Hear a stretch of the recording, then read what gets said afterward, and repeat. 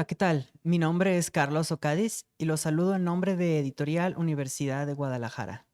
En esta edición 35 de la Feria Internacional del Libro, el día de hoy presentaremos un libro editado por el Centro Universitario de los Lagos, titulado Ensayo sobre el amor, Eros y la gran diosa, de Eduardo Subirats. Su punto de partida es el amor en Occidente y sus principios constituyentes, la culpa, la represión y la muerte. Sin embargo, su recorrido no mira hacia adelante, hacia nuestro oscuro futuro, sino hacia atrás, hacia los orígenes luminosos de la poesía y la mitología. Tenemos con nosotros a Aristarco Regalado Pinedo, doctor en Historia y profesor investigador en la Universidad de Guadalajara, quien va a moderar esta presentación, donde también se encuentra el autor de la obra, Eduardo Subirats. Le cedo el micrófono, doctor Aristarco. Adelante. Muchas gracias, Carlos. Quiero decir en primer lugar que para mí es un placer encontrarme en esta presentación del libro y quiero agradecer muy en particularmente pues, al Centro Universitario de los Lagos y a la editorial universitaria por esta oportunidad. Me gustaría presentar en primer lugar al autor del libro, el profesor Eduardo Subirats, quien nació en Barcelona el año de 1947 para posteriormente realizar sus estudios universitarios en la ciudad de París y en la ciudad de Berlín. Ha tenido una gran trayectoria en el mundo intelectual y académico. Ha sido profesor en Sao Paulo, Barcelona, Caracas, Madrid, México y Princeton. Ha publicado a lo largo de su trayectoria intelectual más de 40 libros, pero me gustaría destacar el título El continente vacío y también el de Memoria y Exilio, que han sido publicados recientemente por el sello editorial del CULAGOS, del Centro Universitario de los Lagos.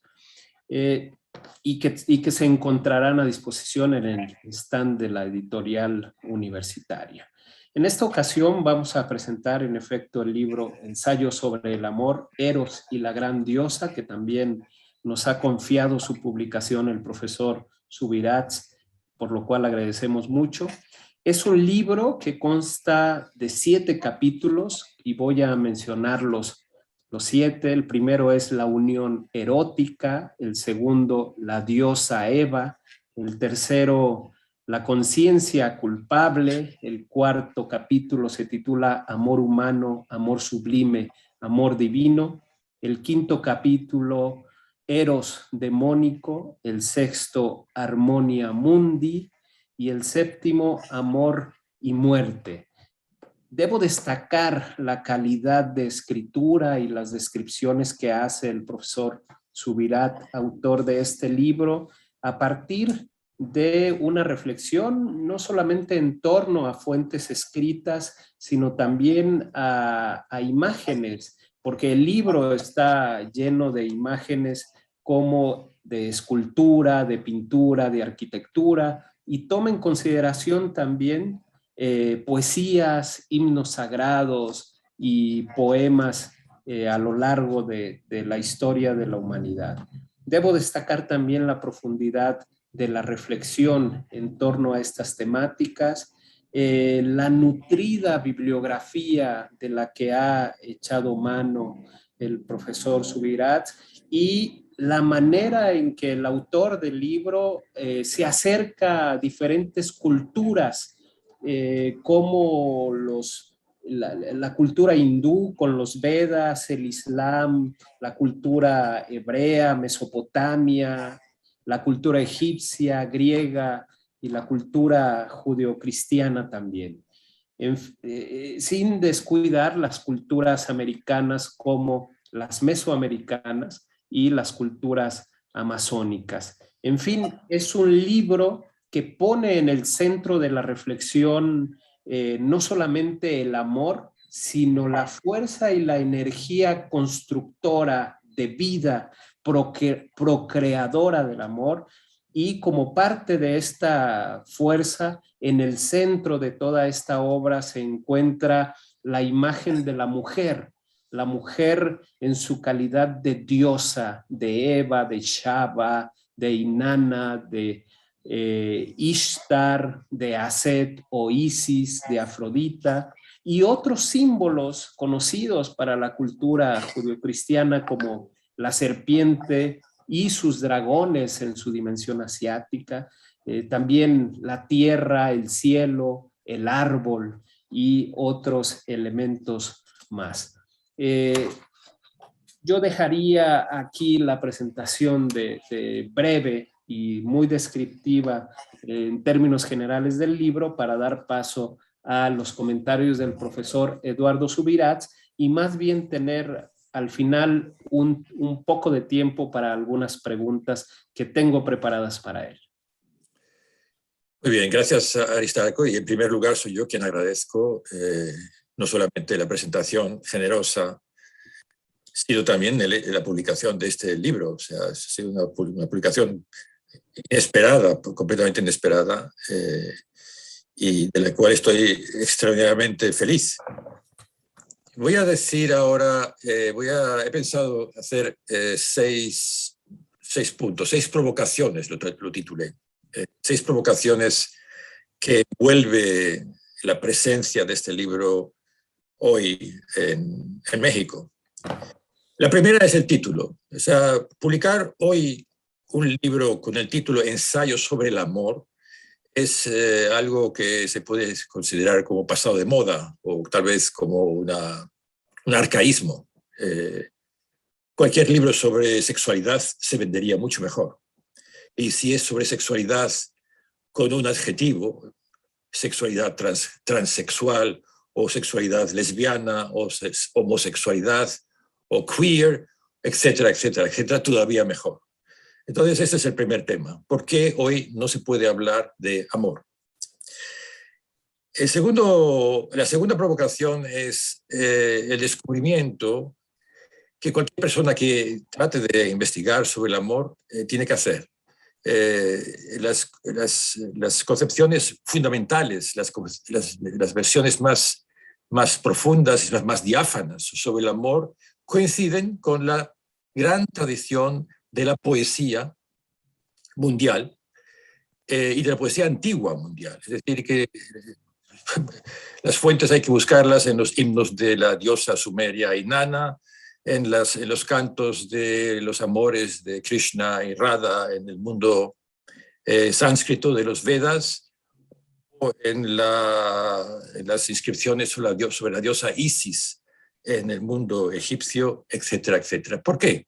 Entonces, esa es la más bella pregunta. ¿Por qué el amor está vinculado con los orígenes de la poesía? ¿Por qué los poemas más antiguos de la humanidad son todos, sin excepción, poemas que tratan sobre el amor?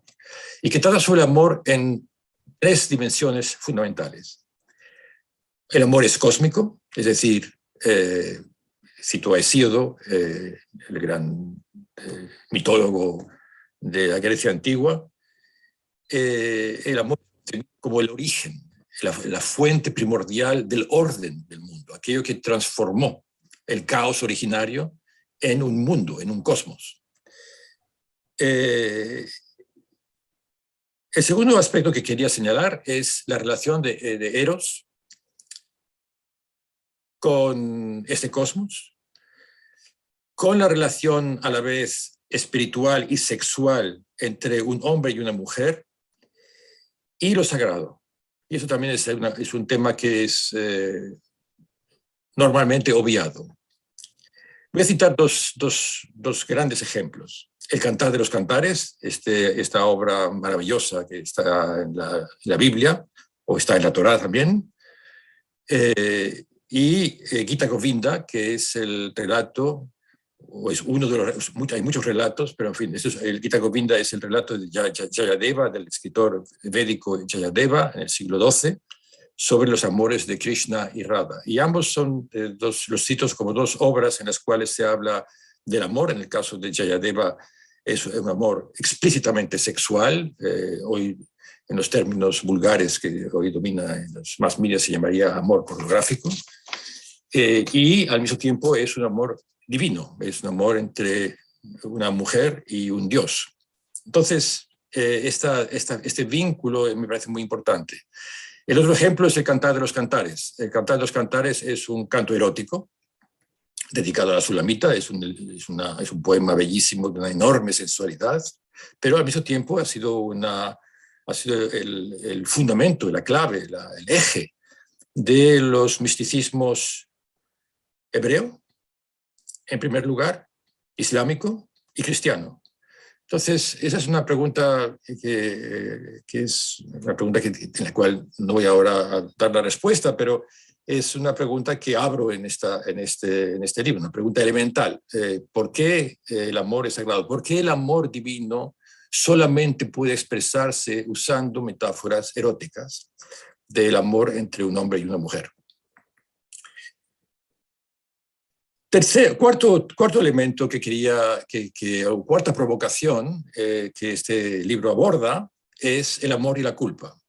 La específica introducción a Eros, a la filosofía de Eros, a la poesía de Eros, en el cristianismo ha sido una aportación negativa.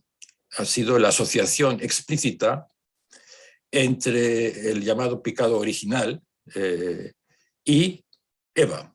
O sea, en parte es un elemento que se encuentra en la Biblia, es decir, en la Torá, pero en la Torá, ustedes recordarán que hay una escena muy dramática en la cual Adán Yahvé descubre a Adán avergonzado, supuestamente avergonzado, vamos a decirlo así, y entonces se le pregunta qué pasa y que has tomado el fruto prohibido. Y entonces lo primero que hace este Adán es pasarle la culpa a Eva. No soy yo, ha sido ella que me ha engañado o ella que me ha seducido. Por tanto, ese es el primer elemento de la culpa en el libro Bereshit de la Torá. Pero el cristianismo, la Biblia cristiana, puso un hincapié especial en este momento de la culpa, un momento misógino específicamente, es decir, la culpa es siempre la culpa de la mujer. San Agustín establece una relación directa entre la mujer y la serpiente, pero exactamente invirtiendo la relación mágica que existía en las culturas antiguas de Sumer y de Egipto, y transformando la serpiente en la expresión simbólica de una lascivia atormentada y pecaminosa y prácticamente criminal. Entonces, ese es el aspecto que también analizo en este libro, y analizo su evolución a lo largo de la historia que llamamos la historia de nuestra era cristiana, y más específicamente en la concepción moderna de la sexualidad. Finalmente, hay un quinto aspecto que planteo en este libro, que es la liberación industrial de la sexualidad, o inclusive podríamos decir la liberación de la sexualidad por medio de Internet. Es decir, hoy todo el mundo sabe que Internet, entre otras cosas, se ha convertido en una página pornográfica explícita y universal. Y esta presencia universal de una sexualidad es un fenómeno completamente nuevo, es decir, que no tiene precedentes en la historia de ninguna cultura, mucho menos de una cultura sexualmente represiva como es la cultura cristiana. Entonces aquí quiero señalar, y señalo en el libro, dos aspectos, uno positivo y otro negativo. Esta presencia de la sexualidad nos confronta con los misterios de la sexualidad, los misterios del placer, de la seducción, de la atracción, y también de la soledad y de la separación y de la depresión que acompaña particularmente en esos tiempos de pandemia la confrontación con esa sexualidad a través de la Internet y sobre todo la transformación de las relaciones entre las personas, hombres o mujeres, o sea, las relaciones sexuales que son progresivamente son relaciones que están mediadas por Internet, son relaciones virtuales. Entonces, analizo esos dos aspectos, uno positivo y otro negativo, como fenómenos que son completamente actuales y muy trascendentales para poder comprender lo que nos está ocurriendo en este momento de crisis social global. Y finalmente planteo un último dilema: amor o eros y destrucción. Y bueno, aquí hay que citar a Freud. Freud fue el primer pensador, el primer intelectual en la historia de la cultura moderna o de las culturas en general, que puso de relieve la posibilidad de asociar eros, el deseo sexual, la atracción sexual, la frustración sexual, con la muerte, con la destrucción, con la guerra. Hoy vemos que esta pasión destructiva precisamente invade todos los aspectos de la vida contemporánea, desde la alta política o de los altos o bajos espectáculos de la política mundial hasta las guerras sucias y hasta la criminalidad común y corriente bajo cualquiera de sus nombres o cualquiera de sus fachadas, desde el narcotráfico hasta el terrorismo. La tesis de Freud era que la asociación que había configurado los grandes sistemas de las culturas y los grandes mitos culturales del pasado, sobre la base de Eros, sobre la base del amor, sobre la base del placer amoroso, sobre la base de la unión entre los contrarios, pudiera convertirse exactamente en lo contrario, en un placer en la disolución, en la destrucción y en la alienación humana. Termino el libro con un canto que pues, se podría llamar heroico. El amor, la sexualidad y el placer eternos, el deseo y el deseo de felicidad como algo que es un elemento inmortal en la existencia humana, y recordando todos aquellos poemas antiguos, no en último lugar el Cantar de los Cantares, que precisamente establecen este vínculo positivo entre el amor y la muerte. Es decir, el amor como aquello que permite transformar la muerte en eternidad a través de la reproducción y a través de los ideales que entraña la unión erótica entre un hombre y una mujer. Bueno, y eso es todo. Eso es lo que se quería simplemente esbozar en estos 6 puntos. Un ensayo que es altamente ambicioso en la medida en que pretende abordar algo que es prácticamente inabordable, que es la riqueza de matices, la riqueza de aspectos que este fenómeno tan importante en nuestras vidas ha tenido a lo largo de la breve historia escrita de la humanidad, es decir, la historia de los últimos 4.000 años. Y hacerlo precisamente con la conciencia de que estamos en un mundo gravemente distorsionado y gravemente herido precisamente en este vis-à-vis, este dilema del amor en nuestro tiempo. Eso es todo. Gracias por su amable atención. Sí, en ese orden de ideas, precisamente, yo encontré en el libro que hay una suerte de historia de la humanidad a través de ese hilo conductor que es el amor, y parece como si en su momento más primitivo de conciencia, el ser humano, es decir, la humanidad, las primeras sociedades, compartieran los mismos mitos, tanto en Mesopotamia como en la India, Mesoamérica, incluso Egipto, Sumerio, ¿no? Y esos elementos son la fertilidad como preocupación, la figura femenina, el árbol nutriente, la serpiente, pero como parte central se encuentra la mujer. Entonces, lo que a mí me gustaría preguntarle, profesor Subirats, es cómo la mujer pasó de ser una diosa dadora de vida, de luz, de entendimiento, en prácticamente todas estas sociedades que tuvieron primitivamente esa conciencia, y cómo pasó esta mujer de ser una diosa a una simple mujer subordinada, considerada incluso como un grado inferior de humanidad, particularmente en la cultura occidental contemporánea. Y esto es algo que plantea usted también en su libro. Esa es la primera pregunta.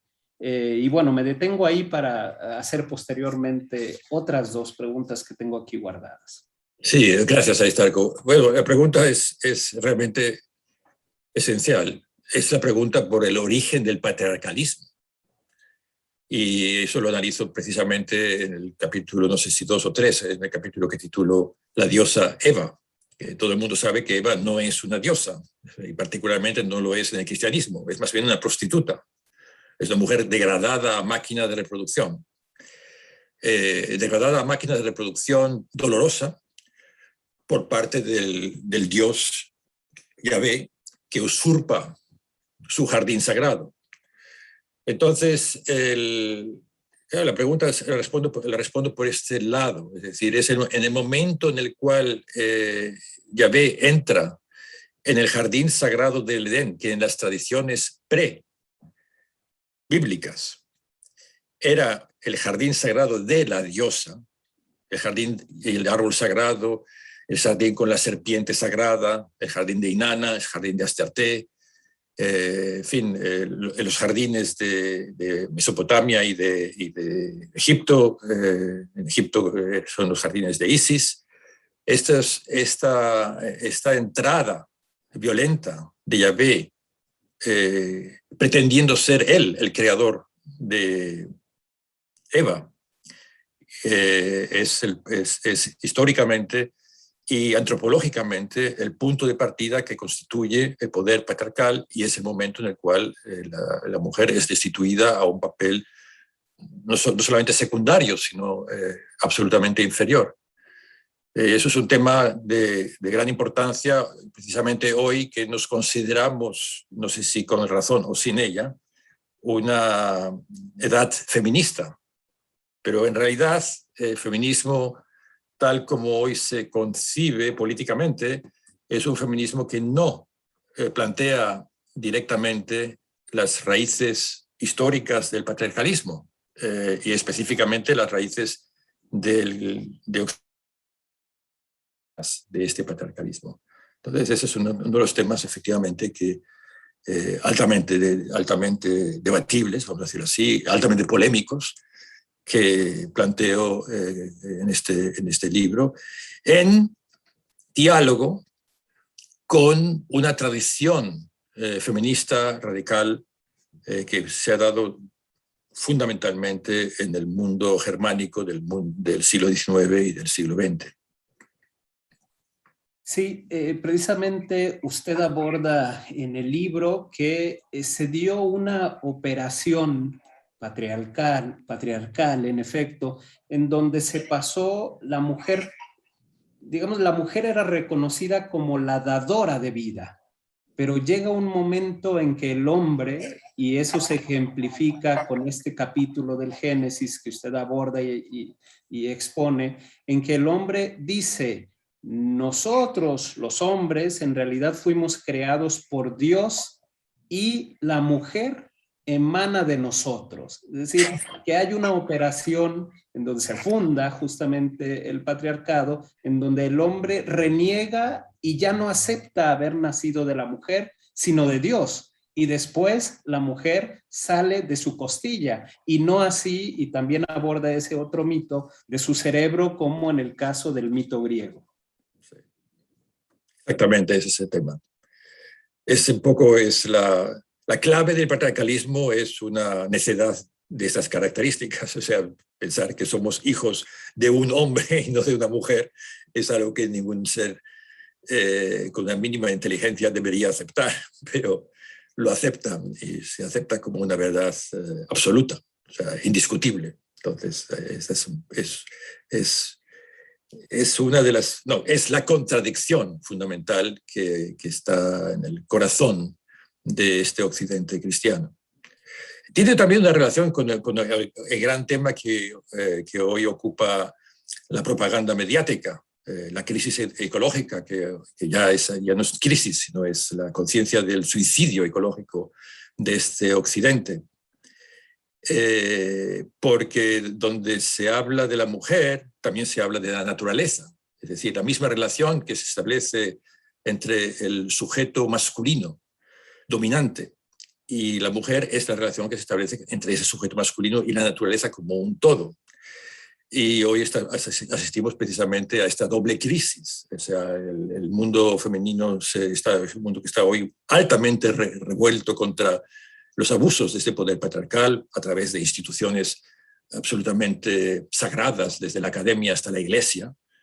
Pero también es un momento que claramente vemos que hay un mundo revoltado contra los abusos y las violaciones de selvas destruidas, de ecosistemas devastados y de crecientes desastres a lo ancho del globo.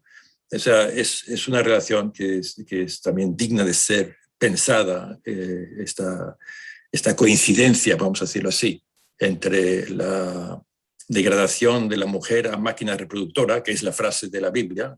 La Biblia hace esta concesión, dadora de vida. Se le otorga este título porque de todos modos la sociedad no se puede reproducir sin mujeres. Pero dadora de vida, al mismo tiempo, la Biblia establece que es dadora de vida, pero además es el dueño de la mujer, es el hombre. Lo dice claramente, lo dice explícitamente. Y al mismo tiempo formula, en esta misma lógica, formula que la naturaleza está allí o está aquí para ser dominada por el hombre, no por la mujer. Entonces, eso es otro dilema que abordo en este ensayo y que también es un dilema altamente polémico. Sí, precisamente eso lo expone muy bien usted. A partir del momento en que el hombre finge ser emanado de un Dios, es decir, de la nada, rompe todo vínculo con la naturaleza y no acepta que tiene que permanecer en una relación con la naturaleza. Ahora bien, otro de los elementos del patriarcado, usted lo aborda en el capítulo Eros demónico. Usted habla de que la democracia, porque otro elemento es la democracia, es un elemento de dominación de eso que usted llama posteriormente el orden global. Bueno, la democracia es definida o asimilada a una falocracia en realidad. Y en ese sentido es un sistema político de origen excluyente. ¿Podría ahondar un poco en este tema con el fin de comprender por qué en la actualidad también todo aquel que no sea hombre difícilmente tiene éxito en este sistema, y ahondar también en la relación Sócrates-Diotima, que plantea una relación al respecto? Bueno, yo creo que no tenemos mucho tiempo, pero entonces voy a hacer un paralelo, y aquí, aprovechando que usted ha hecho este paralelo entre Sócrates y Diótima y la democracia y la degradación de la mujer a objeto, o la degradación de la mujer a hombre, vamos a decirlo así, o sea, la eliminación de los elementos específicamente femeninos tanto en los sistemas de reproducción cuanto en los sistemas culturales. Lo bonito, lo bello en el simposio de Platón es que simposio es un banquete, significa banquete, y es un banquete masculino. Los banquetes eran lugares de diversión, de entretenimiento, de contacto masculino, específicamente masculinos, donde había mujeres a título de flautistas y a título de prostitutas, pero no como partners, como participantes en el diálogo. Y el banquete de Platón no es una excepción en ese sentido. Pero entonces lo gracioso y el chiste de este banquete es que en esta reunión de hombres, de puros hombres, Sócrates, que es la estrella, además de presentarse como alguien que no sabe lo que es el amor, dice que claramente todo lo que sé es lo que me dijo ella, la Diótima, la Sibila, la sacerdotisa. Y entonces transforma esta reunión homosexual, homoerótica y masculina en una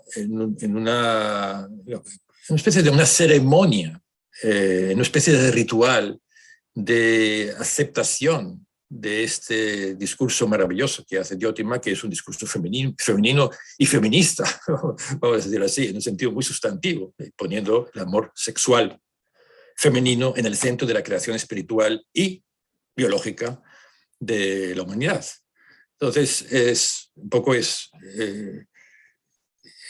un poco, por decirlo pronto y mal, me parece que es un camino absolutamente maravilloso para poder entender una salida ideal de esta situación histórica completamente atormentada en la cual nos encontramos.